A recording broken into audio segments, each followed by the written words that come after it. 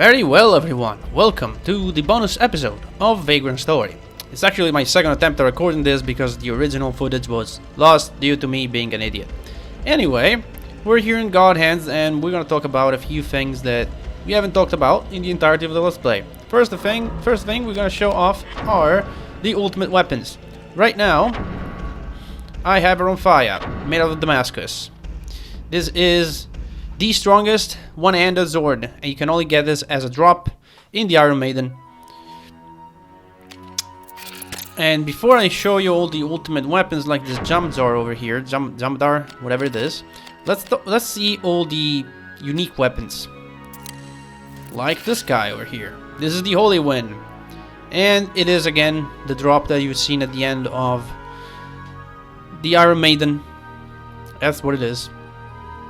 It's a long sword, and I mean these are the stats, and it's pretty good. And then we have the Minotaur's weapon, the Hand of Light, which you can't really see over here. Let's pull it up over here. This is the Agane version, and I believe the only one you can get anyway, because I don't know if you can get a bronze version or an iron version of this, because you can't change the metal of it. Being this is the strongest heavy mace in the game, I don't think you can change the metal. Oh well, it is a heavy mace, so it has the same properties of all the other heavy maces. Obviously got a lot of range, I think. Yeah, it's got a range of 7, so it's pretty darn...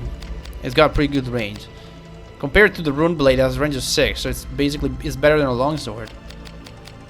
Probably not better than crossbows, but yeah, it's pretty darn good. Let's look at the other weapons though. This is the Jamdar. It is the best dagger in the game. Then we have the Wakizashi, which we have seen in our Let's Play, but this is the Damascus version. That's all there is to it. Then we have the Rune Blade. I think we have crafted one of these out of Agane, but this is the Damascus version, and it's just the same, but it looks all golden and stuff. Then we have the Crescent. I don't believe we've seen this one. This is the best edged axe in the game, while the best blunt axe and mace is the Wormhole. And it doesn't look that great. It is what it is. And I think this is all we have right here. Yeah, so we'll have to go ahead and deposit a few things so that I can show you the rest. I don't think there's anything else worth mentioning here, gem-wise. It's mostly weapons, really. And you're gonna see, like, a very rare and powerful ultimate weapon in a minute. We're gonna store a few of these. I should have to store, like, 5 of them, so I'll have to do this multiple times over. Yeah, because I can't fit any more blades. Okay, go ahead and remove the halberd, sage cane, destroyer, arbalest, and we need to get something down to get the Brenda stock. Store. We've seen the Crescent, we've seen the Holy Wind, we've seen the End of Light. They can all go. And we can remove the Brenda stock, which you'll see it is very unique. Okay. Gotta go and save to my memory card slot 2. This is my 100% save file. Almost 100%. You'll see why. I'm actually missing 2 achievements, which I'm not gonna bother doing. By the way, all of these ultimate weapons that you've seen so far have been crafted with cheats, and the only cheat I've used is one to force the enemy drops. So a cheat that will force enemies to drop all their equipment upon kill. That is really the only thing I did. So literally they will all legitimately crafted. It's just that I cut the farming time by a lot by having the cheat to force enemy drops. But other than that, they've been legitimately obtained. I haven't like edited my inventory or anything. This is the halberd. We already seen it. It actually doesn't look as golden as all the other weapons do. It just has this little gold hue, I guess. Then we have the Sage Cane, although we already seen this one in the Agane version. And this is the Damascus one. Destroyer, we've seen this weapon in the Agane version again. And it looks pretty much like the other one. Except that it's gold, of course. Then, what do we have left? The Arbalest, best crossbow in the game. There it is. Finally, we have... Actually, let me equip it first. The Brandestock. It's a polearm. This is the best polearm in the game. And the Damascus version, it is by far the hardest weapon in the game to obtain through crafting. And the reason for that I explained during my Let's Play. You need 4 very rare random drops, and then you either have to get a lot more drops or play the game 3 more times after your first go. Yep. Now, this weapon has been crafted in a very specific way so that it has 100 in every single class and 100 in every single affinity. So you do this by striking the various dummies in a specific way.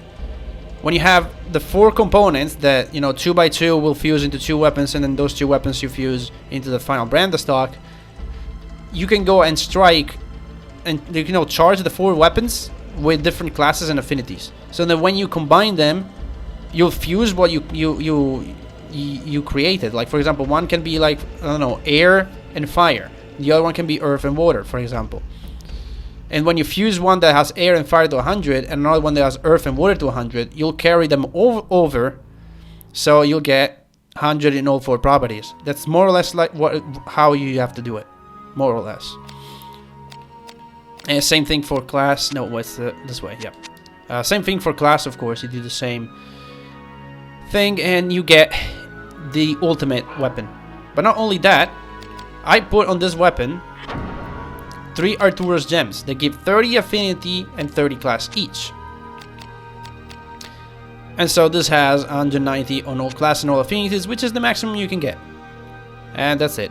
It's got 71 strength, 53 intelligence, 13 agility. It's pretty good. Pretty darn good. And the spiral poles, I think you find this. You find this one during New Game Plus. But all the spiral hilts, or the spiral hilt, or all the grips that are called spiral are the ultimate grips. And apart from this one, all the others are random drops from Iron Maiden B2 enemies, especially when you're below 150 HP and you get all those enemies, the Crusaders. They have their own fires and Holy Wind and whatnot. Those were the ultimate weapons. Now, well, this save file has, of course, like all possible magic. I'm not even gonna go over it, but yeah, those are all the spells in the game. And I think if I can, I don't think I have a target to show it off. But I can try to cast it on myself and not do it. What is the explosion? There it is. Level 1. As I've stated previously, this is a blunt spell for some reason. It's got the blunt property, as you can see, multiple blunt physical human. But if you go to level 2 with this, it loses the blunt property. As you can see now, it's only physical human. That's the only spell that works that way, really. Here of note, we have the banish spell, which is the insta-kill.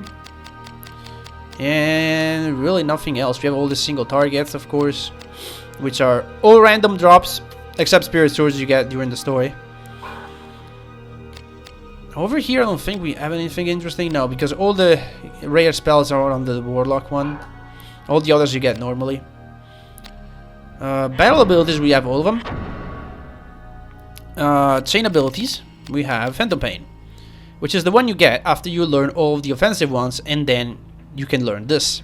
Inflict additional damage equal to the total accumulated phantom points in Ashley weapon. So when you strike someone with this ability, your next hit will do base damage plus the PPs on your weapon, and then your weapon will lose all the PPs. It will lose the PPs only if hits connect, only the hit connects. So if you can just try until it works, and when it works, your PPs will be depleted. But you know, it still refills them very quickly. So that's the thing you can do. Defensive-wise, we have a similar one called Phantom Shield. Again, to learn this, you have to learn all the others and then you'll be able to learn it. Uses the accumulated Phantom points in Ashley's shield to counter an equal amount of damage. Same as Phantom Pain does the same thing. So when you successfully use it, it will drain all the PPs of your shield. And those are a lot harder to replenish because there's not an instill version for shields. That being said, break cards, we'll discuss them later. I have all the break cards in the save file for all single weapon types, and I farmed them up by doing kills, which, incredibly enough, it's not that... I mean, it's long, but it is much longer to get the chains, trust me. I'm gonna show a compilation of all the break cards in the game later and what they do, because some of them have additional effects like status ailments or like forced critical hit. You'll see them in the end of the video, so if you're interested, go there. Actually, I had recorded that, but I lost that footage too, so I'll have to re-record that. That's fun. Other than that, really, is there an option? No, it's not here. We have to talk about the score section of the menu because we really didn't do it. We haven't talked about this at all. So the score is more like an achievement section that tracks what you've been doing throughout the entire game, or games. In this case, if you play it multiple times over. So titles are essentially achievements. Secret truth is finish the game once. Finish the game without 10 hours, so the speedrunner achievement. Check all the chests in the game, so find all the chests. Find all the rooms. Defeat the Damascus Golem, this is easy. Defeat the Damascus Crab, this is easy. Defeat Ravenine Iron Maiden, there's one for almost all the bosses in the Iron Maiden. Ogre Zombie, Azura, yeah, there you go. Conquer of Time, receive an excellent rating for all the time attack battles. Basically, beat them all once, and you get it. Achievement number 12, Night of Brilliance. This is one of the hardest ones to get. Turn down more than 30 chain abilities in a row. So you have to do 30 offensive chains without missing. Keep in mind that after 9 and after 15, it gets harder. And the window for it is like a couple frames. I got this, but I cheated. I slowed down the game to do it. Okay? And even then, it was pretty hard. And I had to do save states. It's not impossible, by all means. There are much harder titles to get than this one. But it's definitely one of the top hardest to get. Barrow the New World is find gold key. Found the rare item chest key. These are easy. Master all the break cards, so simple enough. Learn all of the break cards. Learn all the battle abilities, which is, again, it's harder than this, believe it or not. These are just kills, and you can just get them by playing the game with different weapon types. This is just do chains, and after a while, when you're strong enough that you kill everything in one hit, you're not gonna do chains. So either you go train on dummies or on Azura and the Time Trial. This is an interesting one. Finish the game without saving at any point. It seems easy. Well, it is obviously easier after you played through a few times, because you're so strong, you're probably not gonna die that easily. But remember that without saving means no storage either, because accessing the storage means accessing your memory card and therefore saving. So this is a lot more interesting if you do it on a first run, because, you know, without storage you have to manage your items a lot better. Without magic, without battle abilities, without break cards, these are pretty cool, and they've made for a fun challenge even if you are playing New Game Plus. These two, we'll talk about them in a second. Silent Assassin, attacked over 500 times with a weapon in the dagger group. These are all 500 times with every single weapon type, so just go ahead and do 500 attacks with every weapon type. Chances are that if you're farming break cards, you'll just get them. And of course there's one for every weapon type: axe and mace, great axe staff, heavy mace, polearm, crossbow, and bare hands. Now these two, hear me out. These two achievements, they're not impossible, but they take forever. One of them is kill 5,000, I think it's about 5,000 enemies of all types. It's 5,000 times 6. So you have to kill 30,000 enemies in total across all playthroughs. 5,000, I think it's 5,000 enemies per class. Yeah, something like that, something crazy. And the other one is similar. It's like get 5,000 attacks per weapon, I believe, per weapon type. Like it's similar to this one, but this one you get you get it by attacking 500 with one weapon, and this one you want like 5,000, and not across all weapon types. All weapon types have to have 5,000 attacks or more. It's crazy hard to get. But again, it's not hard. It's just long. It just takes forever. And I'm not gonna sit there, even with fast forward and just attacking with a weapon. I'm not doing it. If you want to know where you're at in, if you're trying to get those achievements, you go on the Gazette, and the Gazette you get your stats. And as you can see here, I've got these are all the attacks that I've done with every weapon type. And of course I got 8,000 with the polearm because I've crafted the 100 weapon polearm, the brand stock that you've seen. So yeah. And these are the kills for each of the class of enemies. Yeah, imagine getting about 5,000 for each of those. I played the game 9 times. These are 9 playthroughs worth of kills. Of course I skipped a lot of enemies, but yeah, not fun. And you got your best chain ability, you got your best map completion, your best chest count, your best record time, and so on and so forth. These are just your current stats. Record time, these are the time trials. I don't know why. I mean, I guess it's fine that it records them, but it doesn't really help a lot that it does. Because again, these two and the first one are the only one that is worth fighting. This one because of the Hand of Light possible drop. This one because the Death has a cool drop.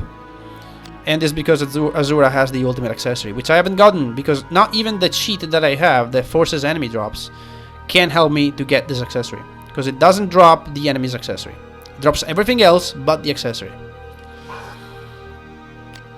Finally, the encyclopedia, we haven't even talked about it, but this is pretty much a bestiary.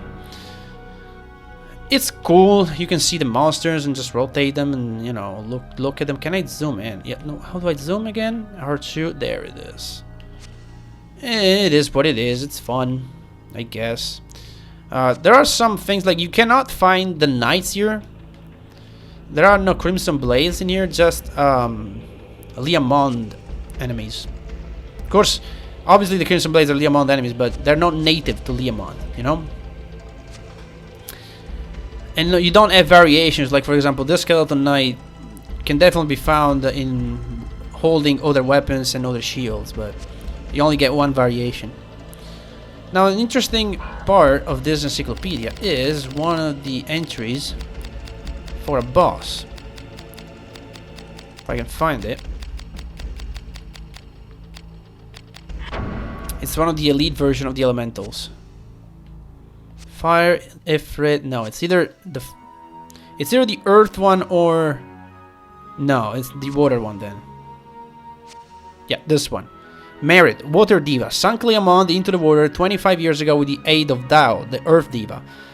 So this is an interesting bit of lore that tells you who exactly managed to create the earthquake that sunk Leá Monde into the earth. It was Merit and Dao, the earth and water elemental. That's all there is, really. Let's see this one. Did imprisoned in the depths of Leá Monde, yeah. Okay, and that's really it. That's really what I wanted to show. We've seen the title, we've seen... Oh yeah, the Riskbreaker rank. I have to talk about that real quick. That is increased with your score, but after a while it doesn't go up anymore. After a while, you are required to actually advance in the title part. The only way to get the max rank as Riskbreaker, that is rank, I think rank 1 is Grandmaster Breaker. You have to achieve all titles and about 100,000 million points, maybe even more than that. I have 36 million right now, and the way you achieve points is not very well documented. Obviously you have to play the game, but what it seems like is that if you keep using the same weapon type without switching, you get more points. Yeah, it's very confusing what earns you points and what doesn't. Seems like killing enemies makes you earn more points, but some enemies are worth more, some enemies are worth less, and there's also a time mechanic into it. It's very obscure. Nobody really knows. If someone knows, just please post it in the comment. Post a link to someone that knows, because I have no idea. I've searched around the internet, I couldn't find anything. Yeah, other than that, that's really it. So I guess cue the compilation of all the break arts in the game and what they do.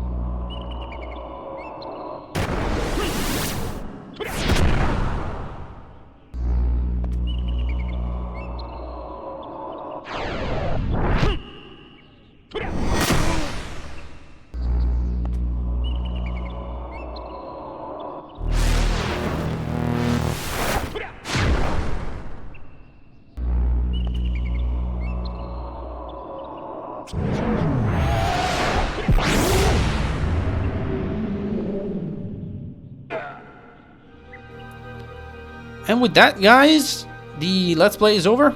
We pretty much explained all I think that it could have been explained of Vagrant Story. We've seen the story, we've seen the new game, we've seen the boss game, we've seen all the bonus stuff, and I believe that next time, well, obviously it would be a time for a new series, but rather what I wanted to do is I want to play a Vagrant Story hard mode. There is a mod called the Zenith mod that rebalances the whole game. So I'll probably play that. I'm still not sure whether I'm gonna stream it on Twitch or not. We'll see how it goes. With that being said, I'll see you guys in the next video.